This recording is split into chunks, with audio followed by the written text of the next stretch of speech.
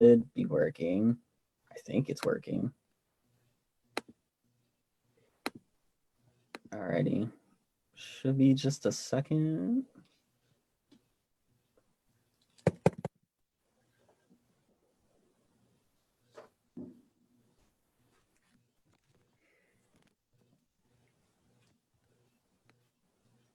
I think so. It seems to be working. It says recording live on Facebook. Perfect. Okay. Goodness. Good evening, everyone. My name is Reese Wallace. I'm the history chair of Unami Lodge 1. And as part of the virtual fellowship weekend for the Lodge, I was asked to do a live version of our recent podcast, the Cedar Log, where we kind of cover camp history, council history, and Lodge history, just pretty much anything. So today we have a bunch of former Hart staff, yes, a bunch of Hart staff alumni to talk about Camp Hart and their involvement in the OA and kind of have just a nice fun conversation about that. We have Mark Chaluti, who was on the Hart staff from 1984 to 1986. He's a Vigil Honor member and was the 1986 Lodge Chief. We have John Bickle, who was the camp director of Muster Scout Reservation, which holds Hart from 2013 to 2014. I worked for him when I first joined camp staff. He's a Vigil Honor member, and he was the Lodge Chief from 2005 to 2008 and he is a professional scouter for Cradle of Liberty as well. We have Phil Hittner, who is our advisor for the History Committee, one of our advisors. He was on the Hart staff in the 70s. He's a Vigil Honor member. He was a Lodge Chief in the 70s. He still volunteers at camp every year, and yeah, that covers him. And then we have Fred Lynch, who was Hart staff member at the same time as Mark Chaluti, Brotherhood member, and both his sons are currently in the Lodge and serve as vice chiefs. Alrighty, I think that did everyone justice. So the first section of questions we are just pretty much on Hart, and you guys can kind of answer however order you want. So what was your experience as Hart staff members like? A lot of fun, mixed with a lot of hard work. Developed a lot of friendships with other staff members, campers, leaders, parents, and extended family members over the years. And many of my closest friendships have their roots in summer camp or other scouting experiences. You know, buddies that you can really count on, you know, both during good times and bad. Yeah.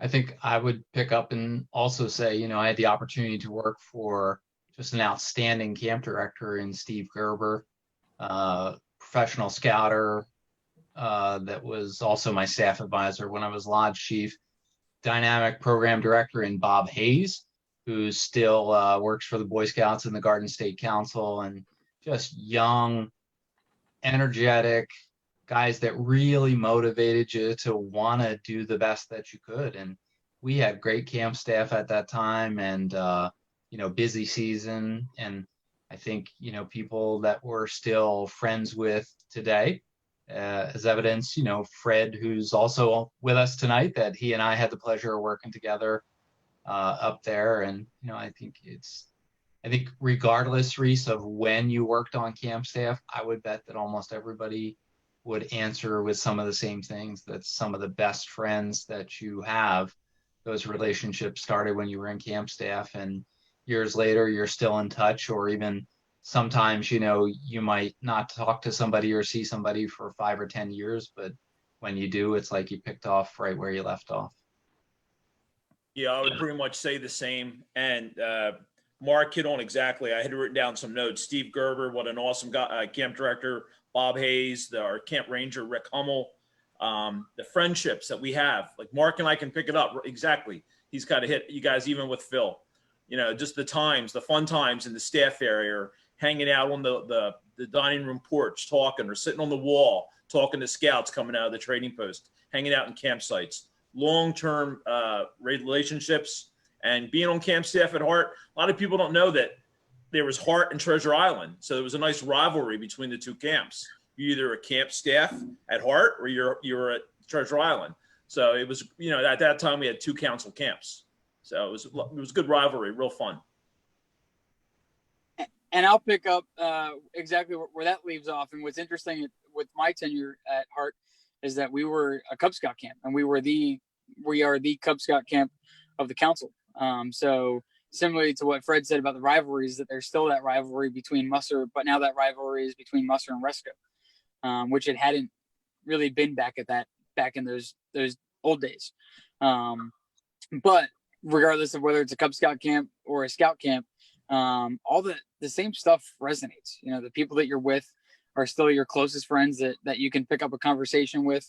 I think what I love about Hart and my time at Hart uniquely is that, I mean, my perspective is a little bit different just because I was the camp director, but working with some folks on the leadership team as the camp director to help really shape our Cub Scout program has been just a phenomenal memory and experience that I'll cherish for the rest of my life. But also with that, I think that Hart holds its own unique challenges and excitement and fun. I mean, there's so much about Camp Hart specifically, which is where we have our Cub Scout program based out of still. That's just exciting, and it's a great camp. It's a great camp for the Cub Scouts. They can walk from the different areas, and we find the staff just, you know, it's the same stuff that the other guys have talked about, but the opportunity to have that camaraderie, that fellowship.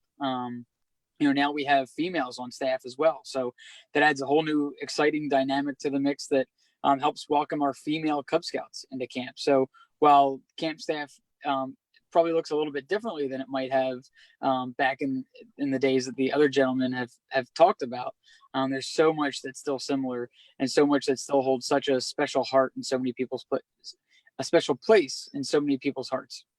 Yeah, we only had sisters to look forward to on Wednesday nights that were visiting kids. So you hope that one of the kids in your merit badge classes had a cute sister or something like that they wanted to introduce you to. Gotcha. Always awkward than wearing your loincloth during the OA ceremonies, meeting the sisters, but it was okay. Yeah. All right. Next question, Reese. Yeah. So why did everybody join camp staff at Hart? I'm sure everyone had their own unique reason. Sure. Yeah, I'll go first. I actually was a CIT at Treasure Island in '83, and Treasure Island had just opened back up a few years ago for summer camp. So a lot of people were there. And then some people switched over to Hart in '84. And it just seemed like it was the place to be and a place that I wanted to be. And I also think it was a great opportunity for me. You know, my first job there was a handicraft director, and I was the youngest director there at the time. But you know, it was just tremendous opportunity, and that camp was awesome. I mean, both camps were great, no doubt about it. But since we're talking about Hart, and you're asking us, obviously, and I got Fred to back me up, you know, we would say we were, you know, we had great people. I think the other thing too was that, you know, back then, and I like that I see it a little more some of these last couple of years, like if you wanted to be a lodge officer and really to be involved in the lodge, man, you weren't going to do that unless you were on camp staff. You know, that was like the place to be. So, so it was fun. You know, it was great. We were on a roll and had, you know, in my case, all 3 years that I worked there was just outstanding. Well, my experience was that I think my scoutmaster saw the value in those of us in the troop going up to camp to work. There were a couple of fellows that were older than me that had started to work on camp staff, so they were a positive influence. I was a camper for 4 years before I became a CIT, so there were a lot of the camp staff members that made a very good impression on me. And Bill Nell was an outstanding camp director in the late 60s. He was a significant influence. And I think that all rolled together to make me want to feel part of and become part of that staff. It was, you would accomplish something if you were chosen at either camp to be on the staff. And you, I think for the most part, everybody stood up to the challenge. As in later years also, we've had some very fine staffs, and it's been a pleasure for me to be able to go back during pre-camp as much as I've been able to and see the staffs each year and how well they pull together, you know, after a week and then from year to year. Yeah, I would, Phil kind of hit on a lot of the same things. 2 years as a CIT, and that was, you worked at every division, or we went to Camp Hart because that's where our troop always went. Nothing against Treasure Island. We knew Camp Hart, that was our camp.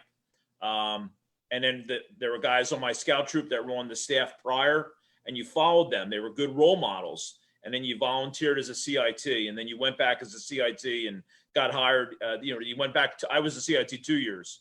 Then I went back as on aquatic staff and loved working at the boathouse, loved working at the pool. And then my final year, Mark was actually my boss because I was the OA honors master.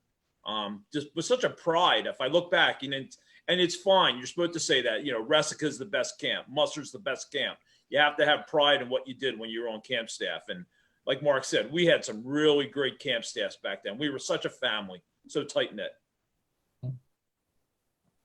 And my roads even different than the other three guys, and it's exciting. So what Reese didn't talk about, is that we mentioned the 2 years I had been the camp director in 13 and 14, but I had also been a part of the staff at Muster Scout Reservation back at a time where we were running trading posts at Delmont, Hart, and Garrison as the council trading post manager in 2006 and 2007, and that was actually my entrance onto camp staff. I had been asked by the director of camping at the time. I was the lodge chief, and he said, "Hey, the lodge chief should be on camp staff. And, you finally don't have a reason to tell me why you can't be on camp staff because you've aged out of everything you could possibly normally be doing during your summer. So now you're finally 18, you need to be on camp staff." Twisted my arm, and it's been the best thing that I would say has ever happened to me since, because the rest of the way that my life played out is because of that conversation at the council dinner in 2005 or 2006. So really, wacky way to have gotten involved. So I was the council trading post manager for 2006 and 2007, bouncing around to our 3 properties, but 5 trading posts, helping to keep them stocked and helping to keep them running efficiently, being, one council, having, some consistent messaging and things like that between the different trading posts. After that position was ended, I had a chance to look at which camp I was going to go to, and was recruited to go to Resca Falls.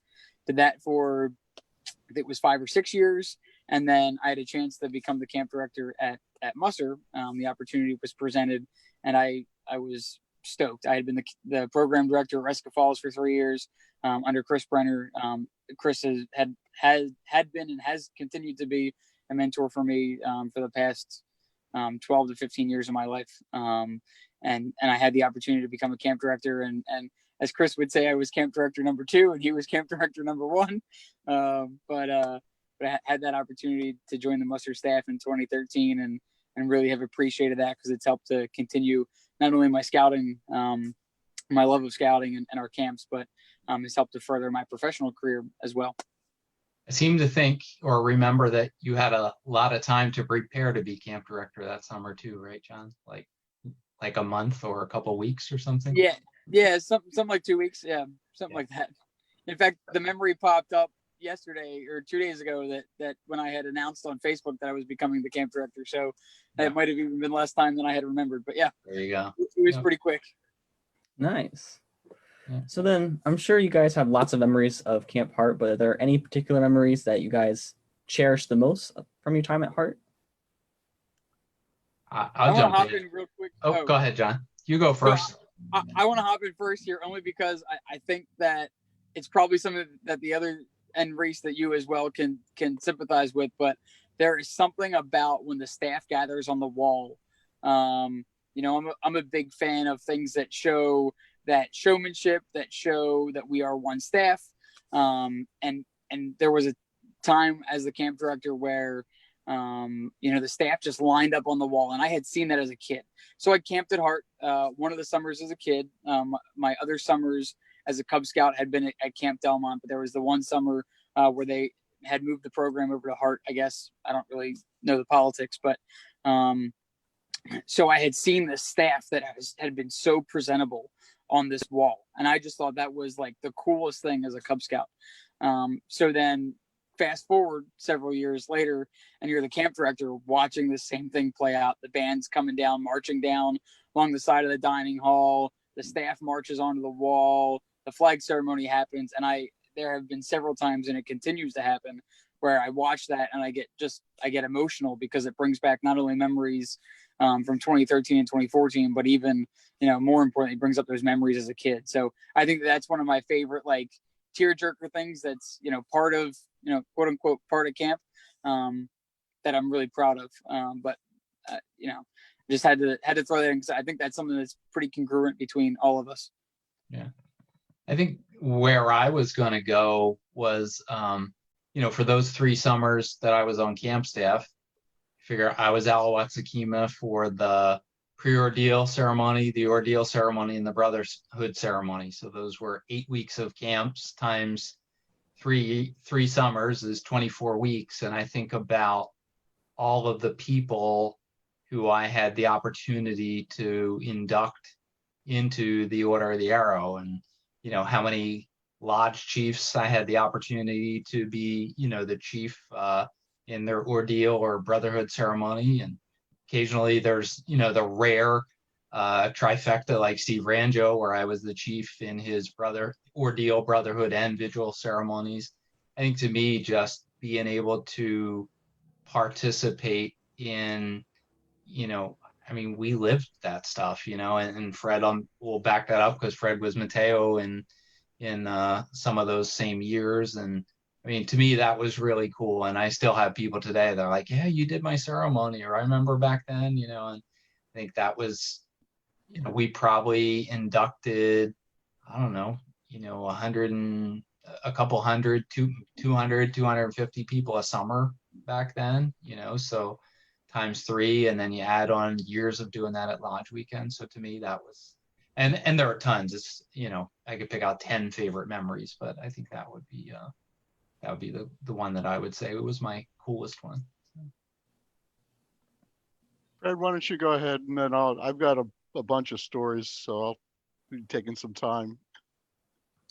And in our day, when Mark and I were on camp staff, we didn't, John, I've seen that when the staff goes up on the wall, we used to march down in front of the wall, and we were a pretty big contingent, and we always had a drum playing, and then the bugler, they played taps. Back in the day, I can remember everybody was kind of sneaking up to look and see if the Ranger was going to throw an M80 in the cannon, when they pulled the flag down. But yeah, there's so many memories. It's just hanging out together in the camp staff, at that last day, jumping in the pool together, running down and the gate was unlocked and jumping in the pool with your scout uniform on, or hanging out with the scout troops. With Mark, we'd be here all night if I could tell you how awesome this guy is. But we'd be up at the ceremonial grounds and he'd kind of give me that look. You don't know your lines, do you? I'm like, I'm trying to get them. He goes, and he'd get up there, he'd say, oh, the roll, the mighty chief. And he would help me with my lines.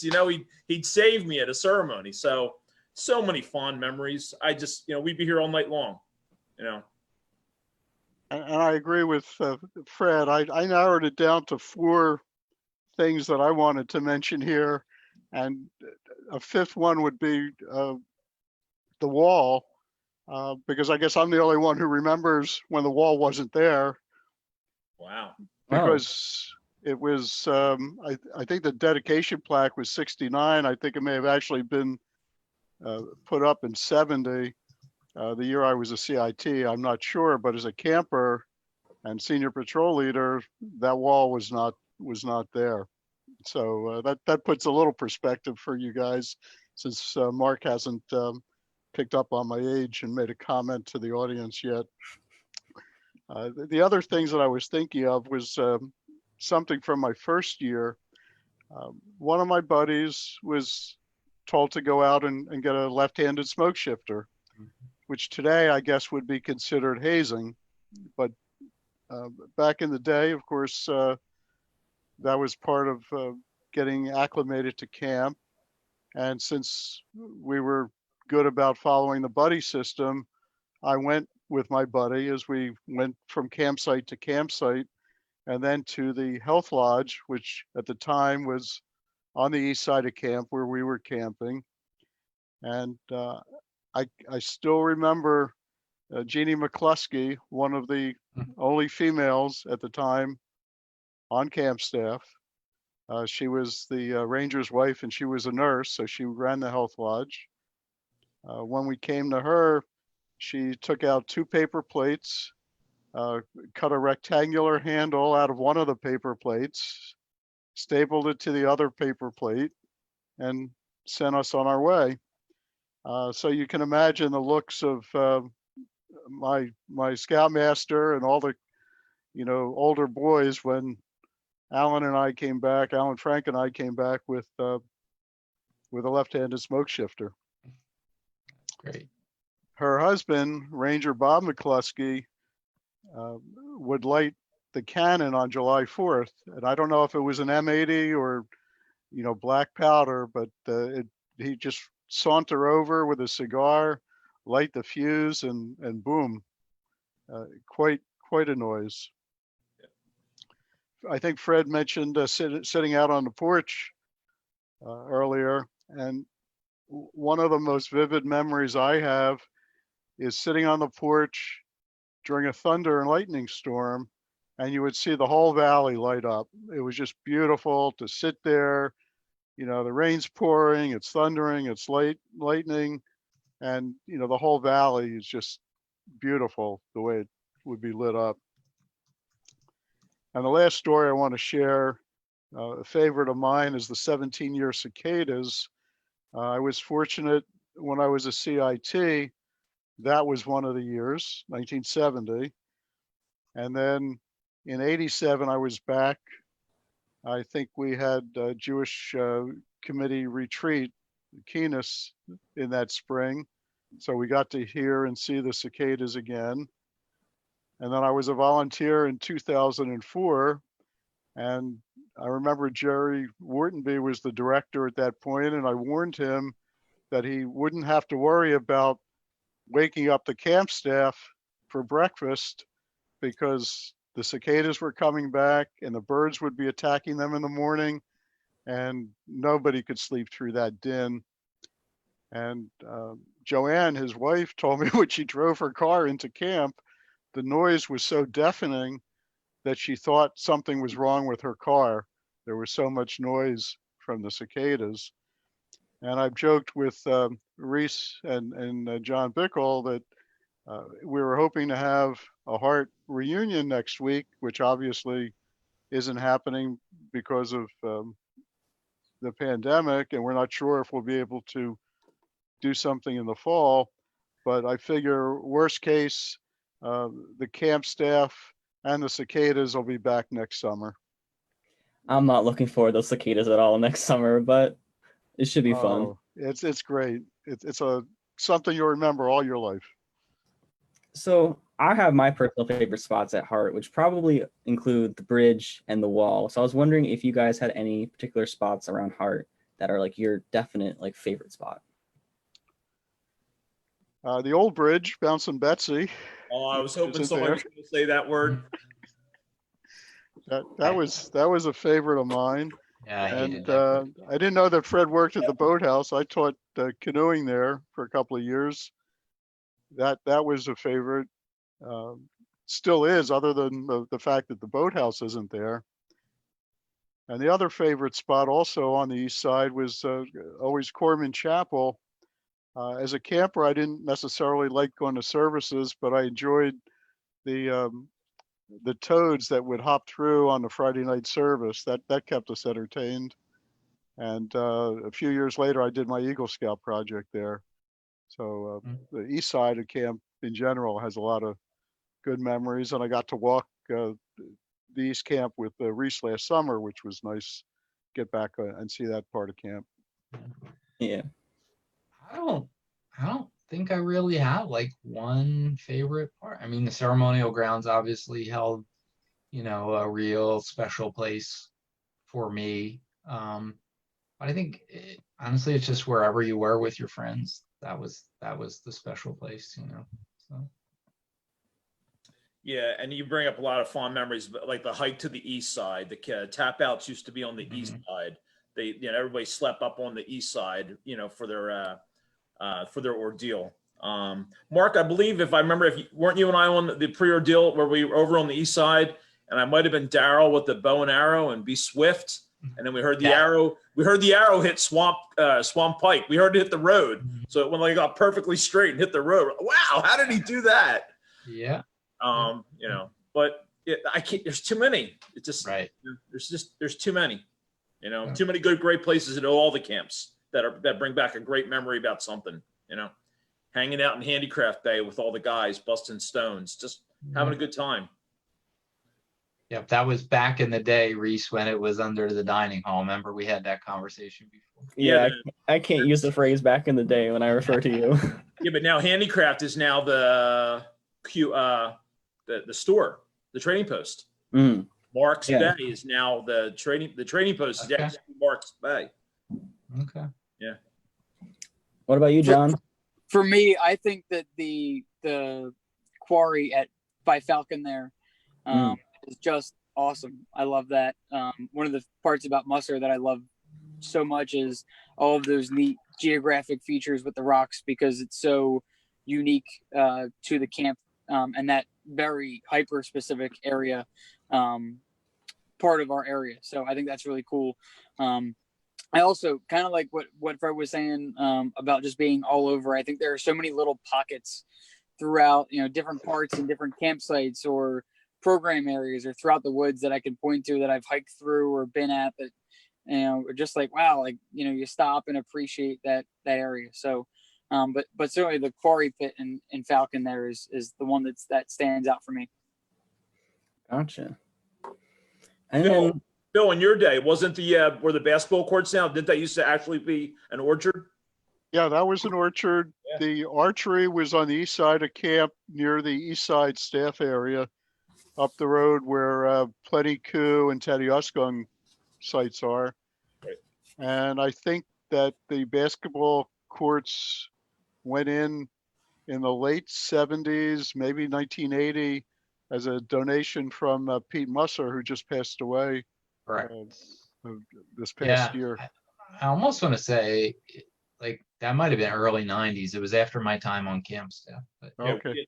We didn't have that basketball court. Right. I remember going up for the dedication of that. So, yeah. We had one basketball hoop that when we took it down in my backyard, I took the hoop up to camp, and the ranger put it on a board in the area that's opposite the camp staff quads. Yep.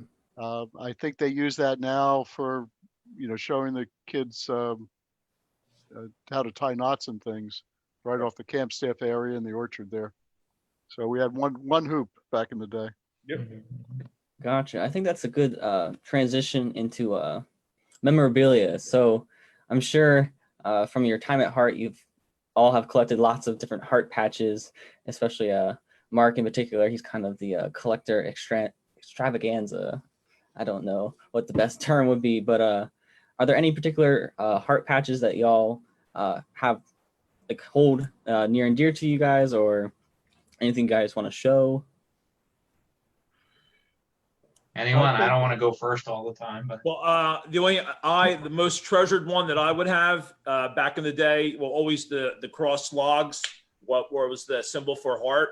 And my parents, when I made Eagle, they gave me a plaque with all my merit badges and stuff that I've earned.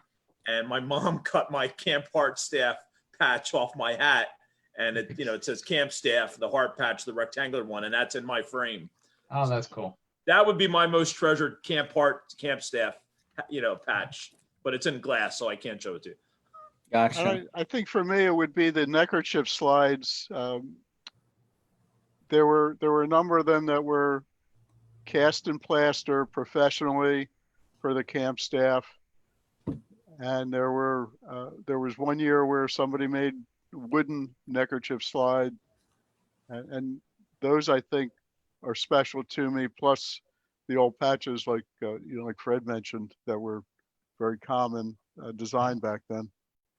Fred, were you on staff the year that I made the wood neckerchief slides? Yes, and if yes, where you drilled the hole and then you put Yeah. Hart staff and you actually Yeah. put our name on all of them. Yeah. Exactly. Yep. Cool. And I have So that actually, downstairs. Yes. yeah, I mean, my coolest piece of Hart thing, and it's not from the time when I was on camp staff, kind of holding it up here so you could see the front of it, and you can't see the back of it, but you'll know why it's my favorite Hart thing in my collection when I tell you what's on it. So on the top bar says for service.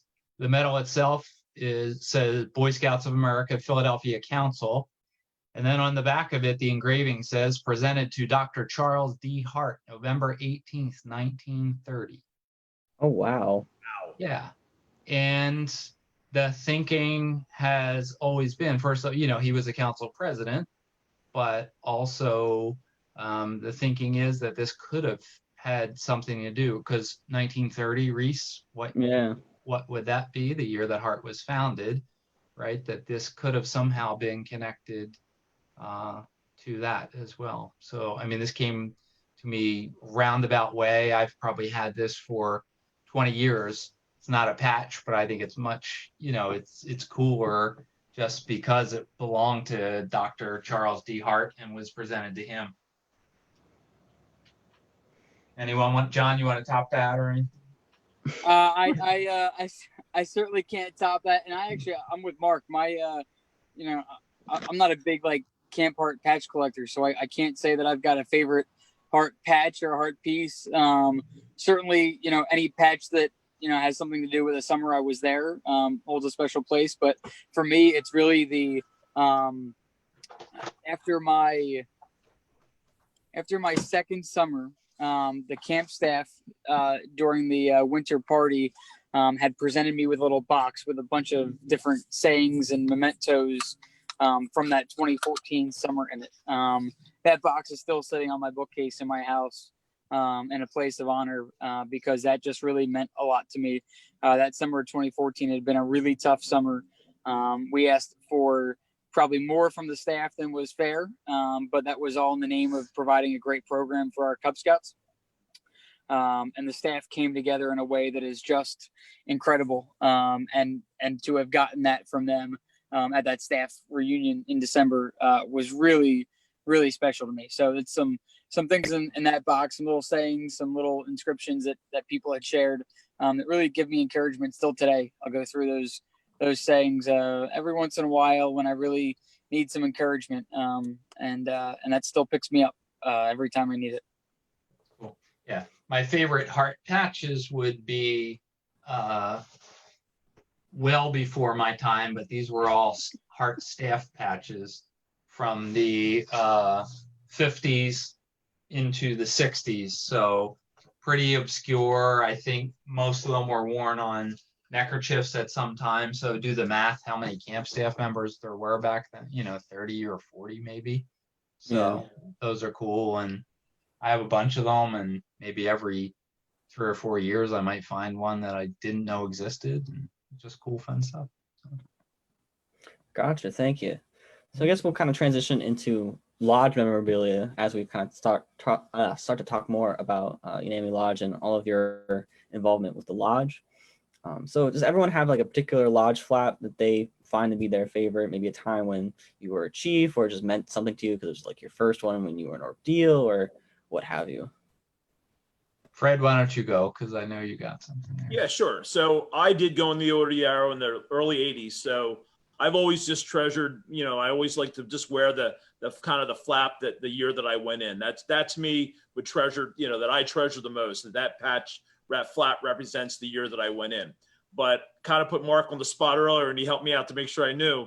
So a lot of the times at lodge dinners at 1990, when we were still Philadelphia Count, we went to a dinner and I was the patch collector at the table and only one per dinner or one per person. And I wound up walking out with about 4 or 5 of these because guys just gave me their patch. God rest his soul. Scott Rubin hounded me for years trying to get one of these patches off me, but I would say that's what I treasure the most. The patch that I went in that year, and we have so many lodge flaps to collect. You can't even I've passed a lot of them on to my Patrick and Liam now. So you guys would have to see them if the extras, if you need any.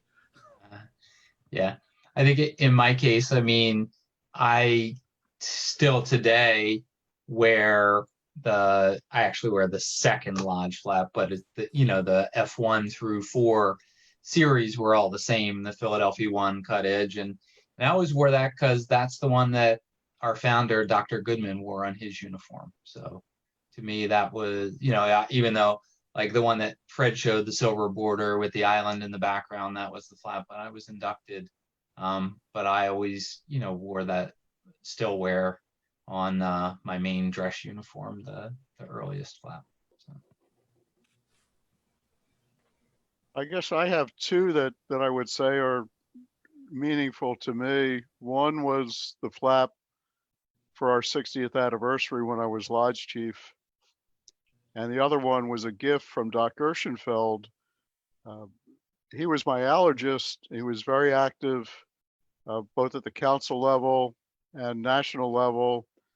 He worked many jamborees as the medical director or on the medical staff. And when I became lodge chief, he gave me one of the F1, the original flaps, as a congratulations. So those two, I guess, are the ones that most meaningful to me. What about you, John? For me, I always thought the 75th anniversary patch with the scout on the tea table was just the coolest thing ever. I just love that. I finally was able to acquire one a little bit later in my time in the Order of the Arrow. So happy to finally have one of those. But first time I saw it, I just thought that was awesome, and it's still probably my favorite patch to this day. I mean, the 90th anniversary flap is really meaningful to me because that was when I started as lodge chief. You look at the 100th anniversary flap. I just think any organization that lasts to be successful through 100 years and to be able to serve in that way, is incredible. So that flap's particularly significant just for that milestone. But those are kind of the ones that really stick out. Gotcha. And then we have a lot of former chiefs in the group tonight. So I was just kind of going to go through and kind of ask you all what that experience was like. So Mark, you served as lodge chief while being at camp. So kind of curious, what was that like being the lodge chief and working at Hart at the same time? It was awesome. Again, because I was chief, then it was easy to say I'm going to be Alawat in the ceremonies. So, and I think, I like to think that made it a little extra special too, that for the young scouts that were being inducted, that, were being inducted by the actual lodge chief.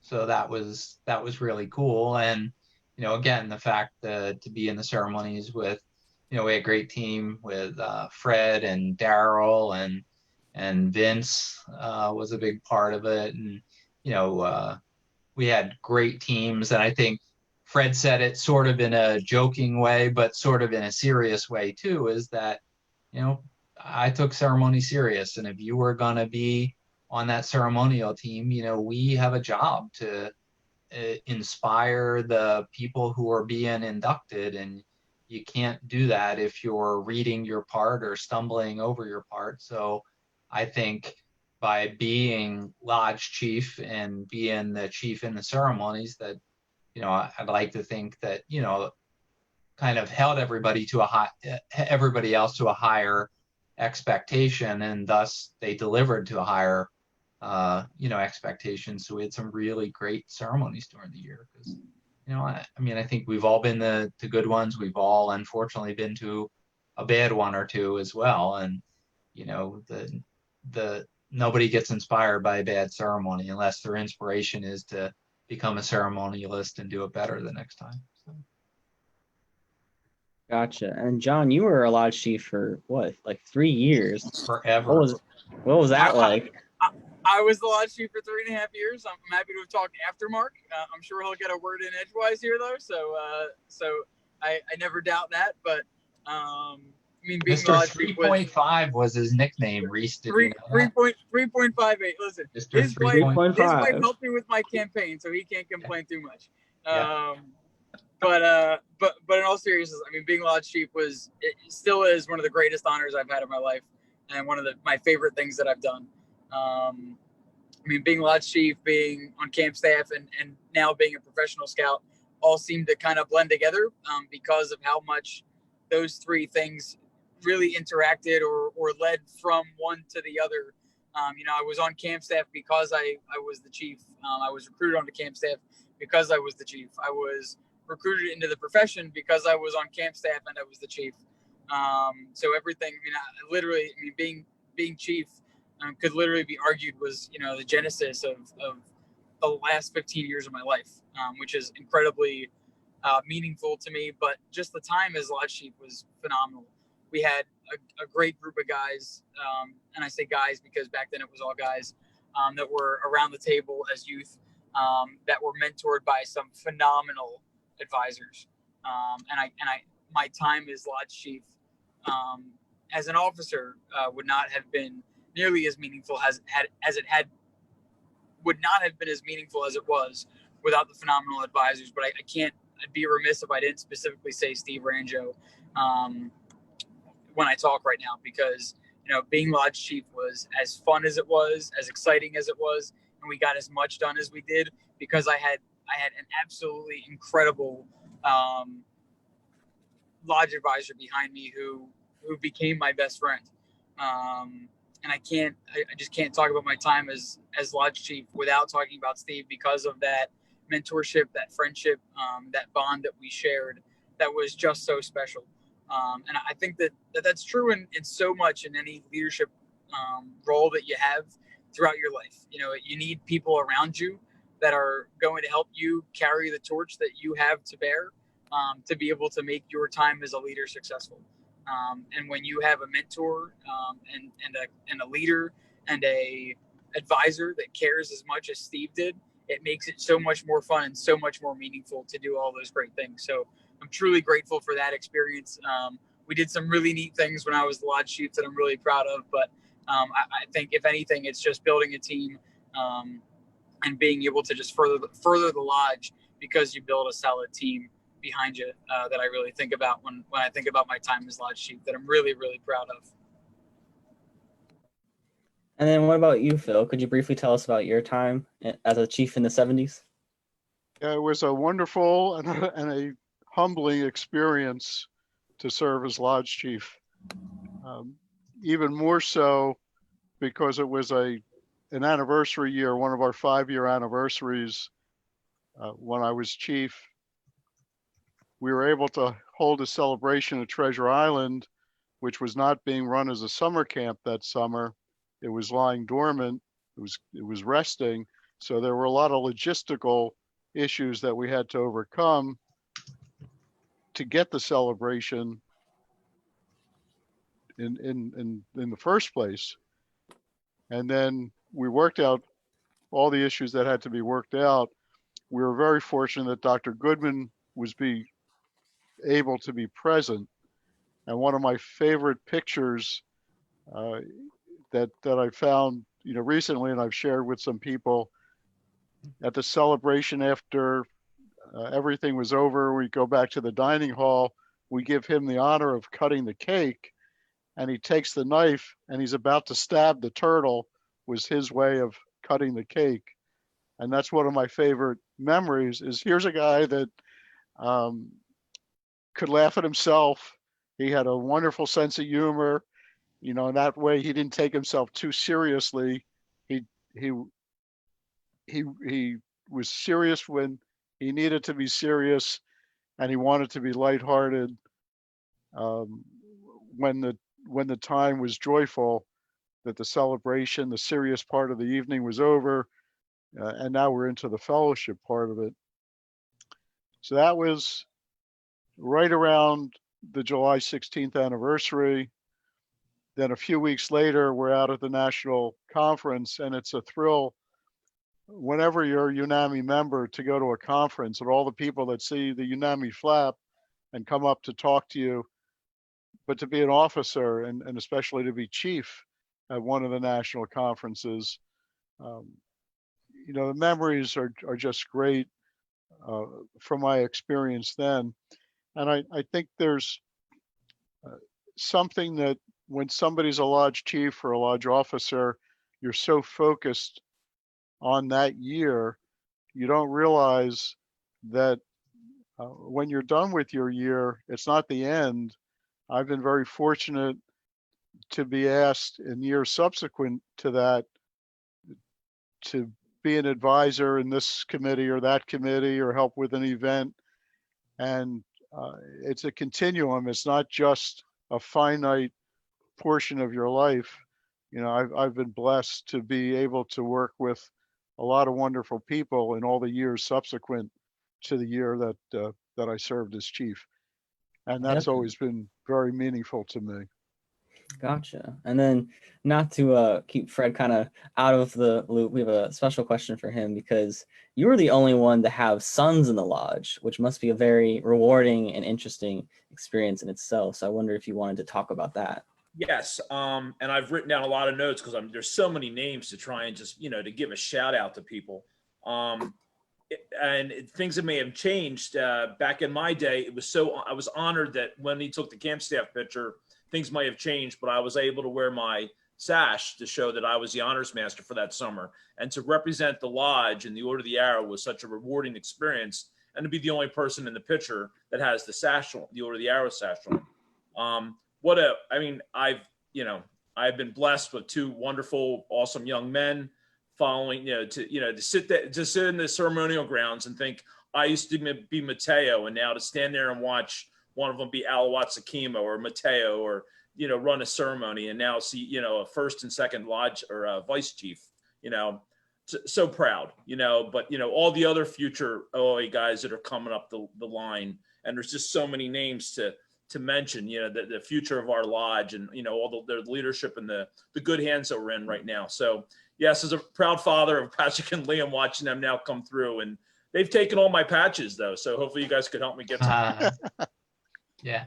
So, and Reese, I think, I would say that's something that's been cool for me to watch too, is like to see guys like Fred come back, another one, Austin Grober, his dad, Todd, was on camp staff with us. Yep. That was back in these same years at Hart. So, for me, who I've kind of never stopped being involved, to see these guys get back involved because they come to camp because their kids are there is just really, really cool. And I think, I can remember every event, even before, like if Fred wasn't able to make it, his sons always made a point that they came over to say hello and were always, nice and respectful. And I think that's been really cool to meet some guys I worked with as kids, and to see them, become a part of it. Very, very cool. And Reese, like the shout outs, like the names that are still in scouting, like the Sirkin family, the Mercets, the police, the Annisberger, there's so many still longtime scouting names, in scouting. It's a family affair. Yeah. There's so many people to give shout outs to. Have you also watched there's a lot of shout outs coming up on Facebook. Have you seen that on your phone? Yeah, I've seen some of this stuff. Yeah. All good stuff. Some people give some shout outs there. Brian Fowler's trying to get a stick in. Nice. All right. Well, Brian's another lodge. Since you mentioned his name, I mean, Brian's a lodge chief that I inducted. In fact, yep. Reese, if you remember, recently you used a picture that you put up for one of the throwback pictures or something like that, and I wrote back to say that was future lodge chief, and that was the summer at Hart. His troop camped there every year, and I inducted Brian, at least in the ordeal. I'm not sure whether I did his brotherhood. I would bet I might have done his brotherhood as well. So, yeah, I think you did. Yeah. He's got Indiana Hayes on here and all kinds. Yeah. Yeah. A lot of memories. Tons and tons of great memories. I mean, we could go on for hours talking about this, and yes, and I think that's the best part. And I'd like to think you are experiencing those same kind of things, Reese, right now. That even though you're much younger than us, you have a bond with people that is different than a bond you have with other people. And I hope that you'll end this podcast tonight with that same feeling that 20, 30 years later, 25 years later, 30 years later, 35 years, I don't even know how many it is, that you're still going to be friends with some of these people. And then, more so, you may have some that you're not going to see for 30 years. And then all of a sudden it's like you never left, which is really, really cool.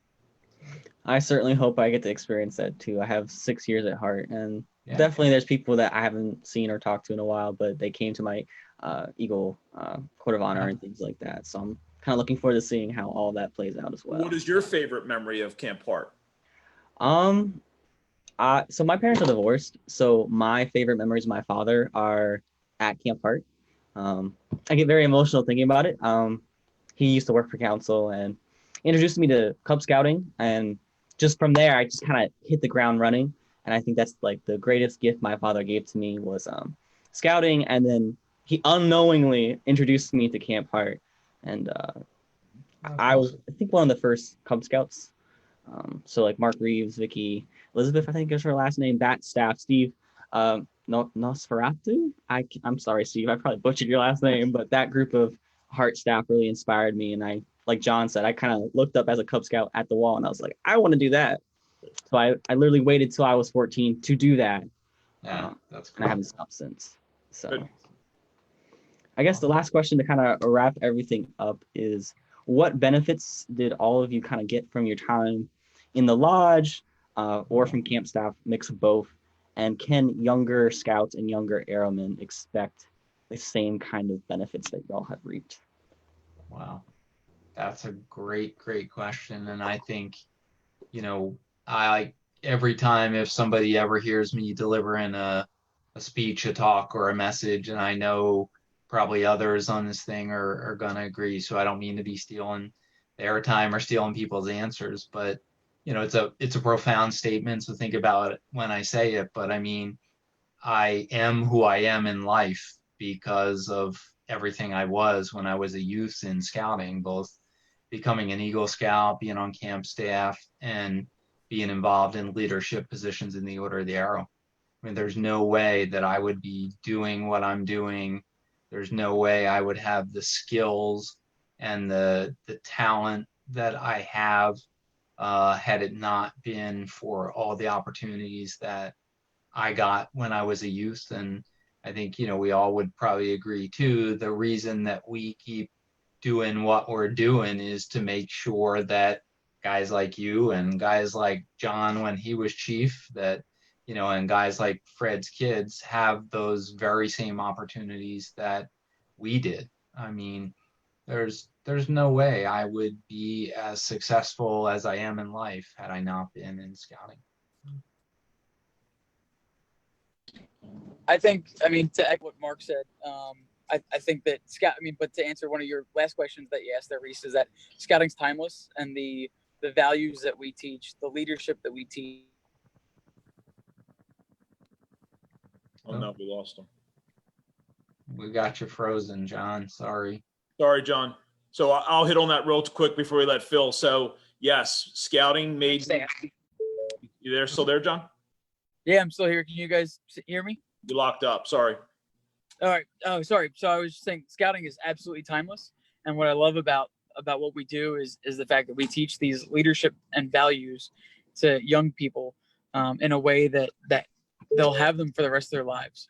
And camp staff is phenomenal because we can learn so much in such a pressure cooker situation, as I call it. So it helps bake it into us so much more, so much quicker. But whether it's the lodge, whether it's camp staff, whether it's scouting in general, those values are timeless. And whether it's youth that joined 100 years ago, youth that are joining today, or youth that join in another 100 years, we're all learning those same skills. And as long as we take the time to learn it and let that sink into who we are, it can take you to so many incredible places, whether those incredible places are physical, like camp staff, physically camp, Philmont, Sea Base, those kind of places, or if it's taking you into incredible places because of what's in your heart and the love that you have for others, and the leadership skills that you build and the values that you begin to have. Scouting takes you places, and it's just like Mark said, I mean, I am the person I am because of scouting, and I'm grateful for that. I'm grateful for the family opportunities I've had. Like Reese said, I mean, I've had some of the best memories with my dad were in scouting, and I'm grateful for that. So it opens so many doors. It gives us so many unique opportunities and perspectives that at such a young age we'd never have. There's no other organization that allows people to lead at such a young age, and I just think it's phenomenal what we afford young people through scouting. Yeah, he's hit it all on the head, Reese. Scouting has made me the man I am today because of scouting, becoming an Eagle Scout, the scout leaders, the role models. My role models in school and scouting were law enforcement officers. They were in the military. They gave me the direction to go into the military, be a police officer, and excel from my scouting skills in what I learned in the military, and then everyday life to now that I'm, and now I find out I finished up my end of my career now in law enforcement as a DARE officer, trying to give back to be a good role model to those kids, all from what I've learned from scouting. If we had more kids in scouting, we'd have less problems. Yeah, I would agree with everything that Mark and John and Fred have said. The only thing I can add is that one of the things that keeps me coming back to camp has been staffs like the past few years, Reese and your contemporaries, that I see that they have the same dedication that me and my buddies had in the 70s and Mark and Fred had in the 80s and John more recently, that the tools may be a little different, the technology may be a little different, but when it gets down to the basics, the leadership skills that we teach in other ways without being in a classroom situation, the silly little things, the games, the songs, whatever, that's timeless. And it's just great to see the enthusiasm that the recent camp staffs have had. And I think a lot of that goes back, I'll shout out to you, John, for the staffs that, you've helped put together for the last, whatever number of years it's been that you've been in a leadership position. Yeah. Reese, this has been great. Thank you very much for this opportunity. Yeah. I think the other thing that we would all agree on, and I would bet that you would agree on as well, is that I can think back to how many brilliant ideas we came up with at 11:30 at night, eating pizza sitting around the table, when that ideas that went on to change people's lives, to execute programs, to do something, because you just sit there, and maybe it's even 12:30, 1 o'clock in the morning, or later, but just because as tired as you are, you just sit there like solving the world's problems. And I think back to that, and I think, we joke about it now. It's one of the things I look forward to the most about when I come up to lodge weekends. It's, I get in the dining hall, I may be stuck in the dining hall, but, I'm able to sit down with people and to talk about things and try and come up with solutions. And, it's cool. And whether it's people that are, lodge officers now, or they're adult scouters that are having issues, just how many things we did late night on camp staff or late night on lodge weekends that, you never forget those kind of things. And the brotherhood. Yeah. I mean, it's just, I think, again, just the best memories of my life and the best friends of my life and people that are friends these days. And I think, the other thing that's cool, and I think we've got 3 examples of this on this call, where, when I was lodge chief in 1986, so Dr. Sirkin, Dave Sirkin, was lodge chief when I was inducted, and to, look up to guys like him and Phil, and to be able to be a part of that group, to get elected chief, to wear those chief speeds that those before you have worn and we continue to wear, to be a part of that group. And then, you know, later you go from being like, these are guys that you look up to now you're one of them. And then a guy, you know, 20 years later, a guy like John comes along that, you know, had that kind of that same opportunity. And regardless of our age, man, we're all in that same kind of group that we had the opportunity to do something special and be a part of something special. And I think that's just really, really cool. Amen Amen. to that. Amen. So that kind of marks our hour. So I just want to thank you all for making time to do this. I really do appreciate it. Feel free to hop off the Zoom call whenever you want. I'm just going to do a closing messages and remarks, kind of plug a bunch of things for the history committee. But a big thank you to all of you. You need to do real again. quick. Thanks, Reese, and thanks everybody. Yeah. Thank I mean, you. Thank you all. this was awesome. Thanks for letting us be a part of it. And I think, you know, Reese, I know I speak for all of us, and especially guys like, you know, Phil and I, to say how excited we are to finally see somebody like you that cares about keeping the history alive and put so much of their time and money and effort into sharing that with others. I mean, that's what, you know, the reason I got into developing the patch collection that I had was because nobody had it, you know, and I wanted to be able to share that, and to see somebody like you come along that really, really embraces this and wants to make sure that that tradition carries on has just been really, really cool. So thank you for all the work that you're doing. Thank you. And Reese, that would have been the answer to the question that you didn't have a chance to ask me about why I was happy to become your advisor. One of your advisors for this committee was what Mark had said. So thank you. Yeah, thank you guys. So I guess closing remarks now. This year does mark the 90th anniversary of Camp Hart Scout Reservation. Unfortunately, we can't really do anything because of COVID. Originally, we were going to have a staff reunion, but like Phil said, that's going to be delayed till sometime next year. So definitely keep an eye out for that. That's going to happen one way or another once things are safe for us to do that. I hope you all have been enjoying the various projects from the History Committee, from the Hart 90th publication to our first virtual display. All the patches you see in that virtual display are my own personal patches that folks like Mark Reeves, Mark Chaluti, Steve Perrone, Larry Aaronsberg, and a bunch of other folks have helped me build that collection. Display cases and a lot of the other technical stuff is provided by Unami Lodge, so I have to give a really big shout out to the Lodge and the LEC specifically for supporting me and giving the committee funding so I can digitize photos and get display cases and make all kinds of things. So I have to thank everyone for that.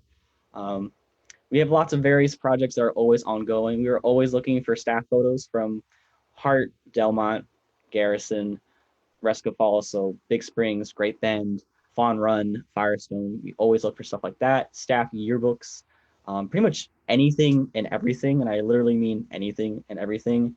The amount of different sources I use to improve the older Hart history publications, I think the 75th is what I use as a model to make the 90th, and the yearbooks and the photos and just the stories I've heard from people to make that.